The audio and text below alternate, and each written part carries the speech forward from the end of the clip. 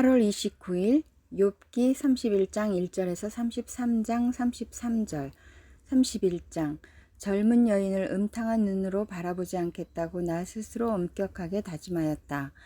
여자나 유혹하고 다니면 위에 계신 하나님이 내게 주실 몫이 무엇이겠으며 높은 곳에 계신 전능하신 분께서 내게 주실 유산은 무엇이겠는가. 불의한 자에게는 불행이 미치고 악한 일을 하는 자에게는 재앙이 닥치는 법이 아닌가. 하나님은 내가 하는 일을 낱낱이 알고 계신다. 내 모든 발걸음을 하나하나 세고 계신다. 나는 맹세할 수 있다. 여태까지 나는 악한 일을 하지 않았다. 다른 사람을 속이려고도 하지 않았다. 하나님이 내 정직함을 공평한 저울로 달아보신다면 내게 흠이 없음을 아실 것이다. 내가 그릇된 길로 갔거나 나 스스로 악에 이끌려 따라갔거나 내 손에 죄를 지은 흔적이라도 있다면 내가 심은 것을 다른 사람이 거두어 먹어도 내가 지은 농사가 망하더라도 나는 할 말이 없을 것이다. 남의 아내를 탐내서 그 집 문 근처에 숨어 있으면서 그 여인을 범할 기회를 노렸다면 내 아내가 다른 남자의 노예가 되거나 다른 남자의 품에 안긴다 해도 나는 할 말이 없을 것이다. 남의 아내를 범하는 것은 사형 선고를 받아야 마땅한 범죄다. 그것은 사람을 파멸시키는 불, 사람이 애써서 모은 재산을 다 태우는 불이다. 내 남종이나 여종이 내게 탄원을 하여 올 때마다 나는 그들이 하는 말에 귀를 기울이고 공평하게 처리하였다. 그렇게 하지 않았더라면 내가 무슨 낯으로 하나님을 뵈며 하나님이 나를 심판하러 오실 때 내가 무슨 말로 변명하겠는가. 나를 창조하신 바로 그 하나님이 내 종들도 창조하셨다. 가난한 사람들이 도와달라고 할 때 나는 거절한 일이 없다. 앞길이 막막한 과부를 못 본 채 한 일도 없다. 나는 배부르게 먹으면서 고아를 굶긴 일도 없다. 일찍부터 나는 고아를 내 아이처럼 길렀으며 철이 나서는 줄곧 과부들을 돌보았다. 너무나도 가난하여 옷도 걸치지 못하고 죽어가는 사람이나 덮고 잘 것이 없는 가난한 사람을 볼 때마다 내가 기른 양털을 깎아서 그것으로 옷을 만들어 그들에게 입혔다. 시린 허리를 따뜻하게 해주었더니 그들이 나를 진심으로 축복하곤 하였다. 내가 재판에서 이길 것이라고 생각하고 고아를 속이기라도 하였더라면 내 팔이 부러져도 할 말이 없다. 내 팔이 어깨 쪽지에서 빠져나와도 할 말이 없다. 하나님이 내리시는 심판이 얼마나 무서운지를 잘 알고 있었으므로 나는 차마 그런 파렴치한 짓은 할 수 없었다. 나는 황금을 믿지도 않고 정금을 의지하지도 않았다. 내가 재산이 많다고 하여 자랑하지도 않고 벌어들인 것이 많다고 하여 기뻐하지도 않았다. 해가 찬란한 빛을 낸다고 하여 해를 섬기지도 않고 달이 밝고 아름답다고 하여 달을 섬기지도 않았다. 해와 달을 보고 그 장엄함과 아름다움에 반하여 그것에다가 절을 하는 사람들이 있다. 해와 달을 경배하는 표시로 제 손에 입을 맞추기도 한다. 그러나 나는 그렇게 하지 않았다. 그런 일은 높이 계신 하나님을 부인하는 것이므로 벌로 사형을 받아도 마땅하다. 내 원수가 고통받는 것을 보고 나는 기뻐한 적이 없다. 원수가 재난을 당할 때에도 나는 기뻐하지 않았다. 나는 결코 원수들이 죽기를 바라는 기도를 하여 죄를 범한 적이 없다. 내 집에서 일하는 사람은 모두 내가 언제나 나그네를 기꺼이 영접한다는 것을 잘 알고 있다. 나는 나그네가 길거리에서 잠자도록 내버려 둔 적이 없으며 길손에게 내 집 문을 기꺼이 열어주지 않은 적도 없다. 다른 사람들은 자기 죄를 감추려고 하지만 그러나 나는 내 허물을 아주 감추지 않았다. 사람들이 무슨 말로 나를 헐뜯든지 나는 그것을 전혀 두려워하지 않았다. 남에게서 비웃음을 받을까 하여 입을 다물거나 집안에서만 머무르거나 하지도 않았다. 내가 한 이 변명을 들어줄 사람이 없을까? 맹세코 나는 사실대로만 말하였다. 이제는 전능하신 분께서 말씀하시는 대답을 듣고 싶다. 내 원수가 나를 고발하면서 뭐라고 말하였지? 내가 저지른 죄가를 기록한 소송장이라도 있어서 내가 읽어볼 수만 있다면 나는 그것을 자랑스럽게 어깨에 메고 다니고 그것을 왕관처럼 머리에 얹고 다니겠다. 나는 내가 한 모든 일을 그분께 낱낱이 말씀드리고 나서 그분 앞에 떳떳이 서겠다. 내가 가꾼 땅이 훔친 것이라면 땅 주인에게서 부당하게 빼앗은 것이라면 땅에서 나는 소산을 공짜로 먹으면서 곡식을 기른 농부를 굶겨 죽이었다면 내 밭에서 밀 대신 찔레가 나거나 보리 대신 잡초가 돋아나더라도 나는 기꺼이 받겠다. 이것으로 욥의 말이 모두 끝났다. 32장 엘리후의 발언. 욥이 끝내 자기가 옳다고 주장하므로 이 세 사람은 욥을 설득하려고 하던 노력을 그만두었다. 욥이 이렇게 자기가 옳다고 주장하면서 모든 잘못을 하나님께 돌리므로 옆에 서서 듣기만 하던 엘리후라는 사람은 듣다 못하여 분을 더 이상 참지 못하고 화를 냈다. 엘리후는 람 족속에 속하는 부스 사람 바라겔의 아들이다. 엘리후는 또 욥의 세 친구에게도 화를 냈다. 그 세 친구는 욥을 정죄하려고만 했지 욥이 하는 말에 변변한 대답을 하지 못하였기 때문이다. 그들 가운데서 엘리후가 가장 젊은 사람이므로 그는 다른 사람들이 말을 끝낼 때까지 기다려야만 하였다. 그런데 그 세 사람이 모두 욥에게 대답을 제대로 하지 못하였으므로 그는 화가 났다. 부스 사람 바라겔의 아들 엘리후가 말하였다. 엘리후의 말. 나는 어리고 세 분께서는 이미 연로하십니다. 그래서 나는 어른들께 선뜻 나서서 내 견해를 밝히기를 망설였습니다. 나는 듣기만 하겠다고 생각하였습니다. 오래 사신 분들은 살아오신 것만큼 지혜도 쌓으셨으니까 세 분들께서만 말씀하시도록 하려고 생각하였습니다.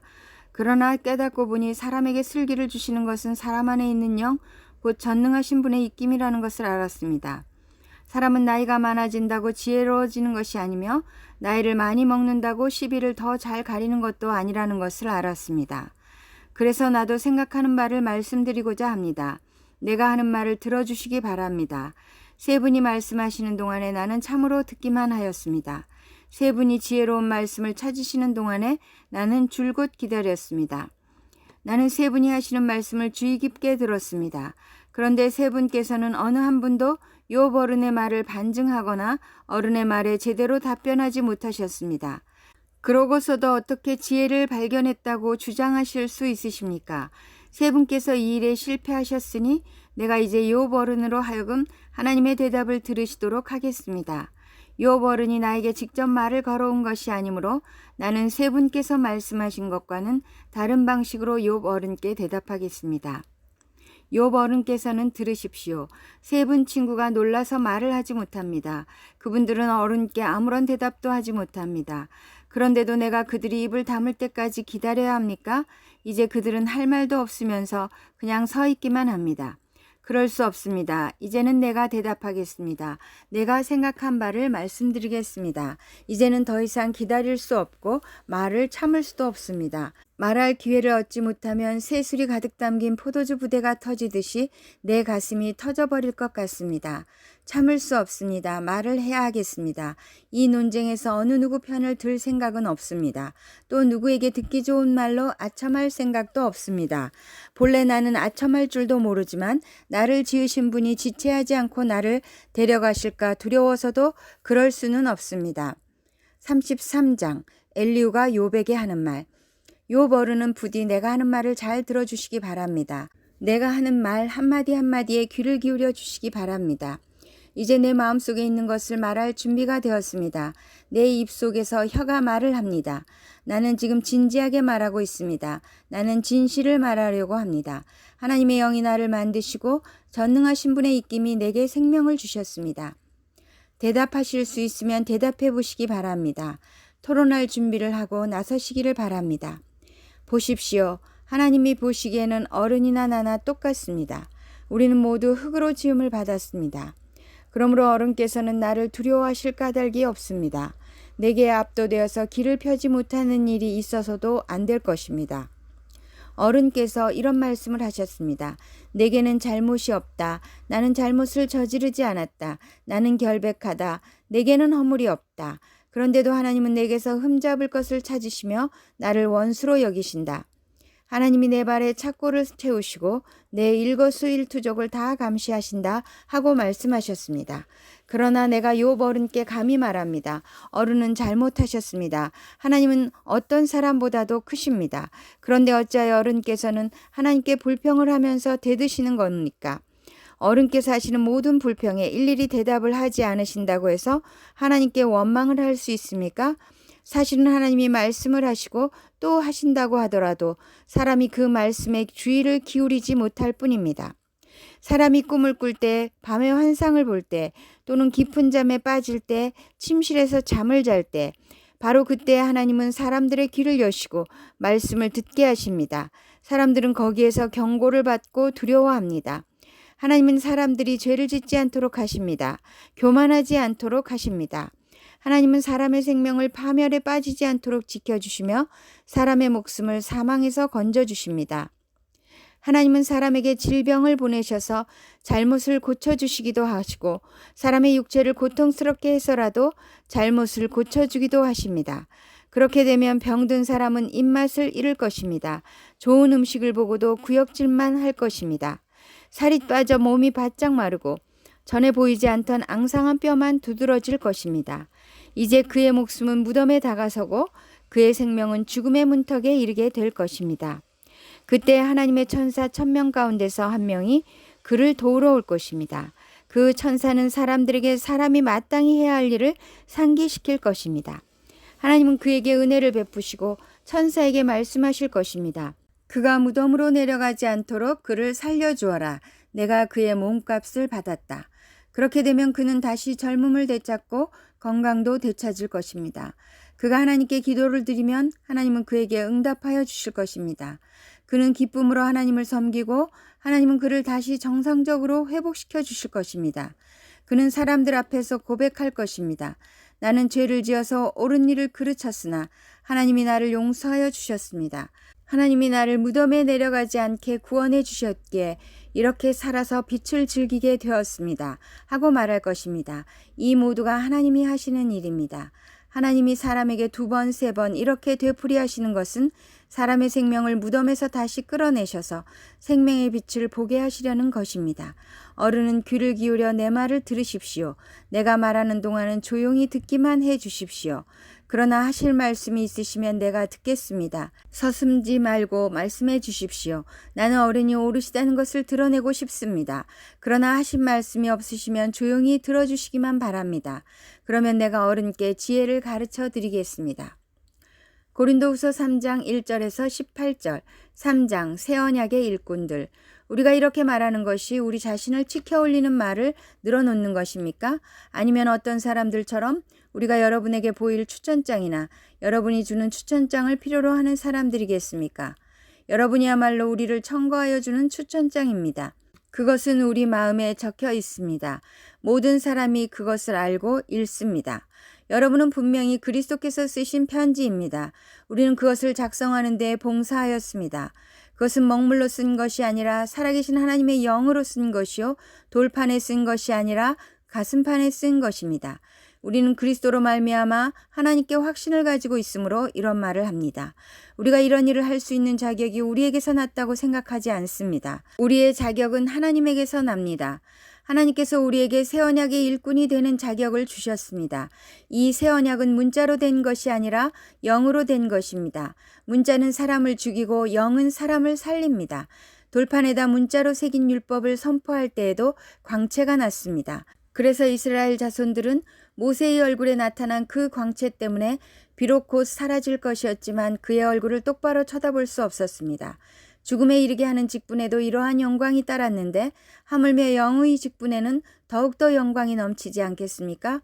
유죄를 선고하는 직분에도 영광이 있었으면 의를 베푸는 직분은 더욱더 영광이 넘칠 것입니다. 참으로 이런 점에서 지금까지 영광으로 빛났던 것이 이제 훨씬 더 빛나는 영광이 나타났기 때문에 그 빛을 잃게 되었다고 하겠습니다. 잠시 있다가 사라져버릴 것도 생길 때의 영광을 입었으니 길이 남을 것은 더욱 영광 속에 있을 것입니다. 우리는 이런 소망을 가지고 있으므로 아주 대담하게 처신합니다. 모세는 이스라엘 자손이 자기 얼굴의 광채가 사라져가는 것을 보지 못하게 하려고 그 얼굴에 너울을 썼지만 그와 같은 일은 우리는 하지 않습니다. 그런데 이스라엘 백성의 생각은 완고해졌습니다. 그리하여 오늘날에 이르기까지도 그들은 옛 언약의 책을 읽을 때 바로 그 너울을 벗지 못하고 있습니다. 그 너울은 그리스도 안에서 제거되기 때문입니다. 오늘날까지도 그들은 모세의 글을 읽을 때 그 마음에 너울이 덮여 있습니다. 그러나 사람이 주님께로 돌아서면 그 너울은 벗겨집니다. 주님은 영이십니다. 주님의 영이 계신 곳에는 자유가 있습니다. 우리는 모두 너울을 벗어버리고 주님의 영광을 바라봅니다. 이렇게 해서 우리는 주님과 같은 모습으로 변화하여 점점 더 큰 영광에 이르게 됩니다. 이것은 영이신 주님께서 하시는 일입니다. 시편 101편 1절에서 8절. 101편 왕과 그의 약속. 다윗의 노래. 주님의 사랑과 정의를 노래하렵니다. 주님께 노래로 찬양 드리렵니다. 흠없는 길을 배워 깨달으렵니다. 언제 나에게로 오시렵니까? 나는 내 집에서 흠이 없는 마음으로 살렵니다. 불의한 일은 눈앞에 얼씬도 못하게 하렵니다. 거스르는 행위를 미워하고 그런 일에는 집착하지 않겠습니다. 구부러진 생각을 멀리하고 악한 일에는 함께하지 않겠습니다. 숨어서 이웃을 헐뜯는 자는 침묵하게 만들고 눈이 높고 마음이 오만한 자는 그대로 두지 않으렵니다. 나는 이 땅에서 믿음직한 사람을 눈여겨보았다가 내 곁에 있게 하고 흠이 없는 사람을 찾아서 나를 받들게 하렵니다. 속이는 자는 나의 집에서 살지 못하게 하며 거짓말하는 자는 내 앞에 서지 못하게 하렵니다. 이 땅의 모든 악인들에게 아침마다 입을 다물게 하고 사악한 자들을 모두 주님의 성에서 끊어버리겠습니다. 잠언 22장 8절에서 9절. 악을 뿌리는 사람은 재앙을 거두고 분노하여 휘두르던 막대기는 기세가 꺾인다. 남을 잘 보살펴주는 사람이 복을 받는 것은 그가 자기의 먹거리를 가난한 사람에게 나누어 주기 때문이다.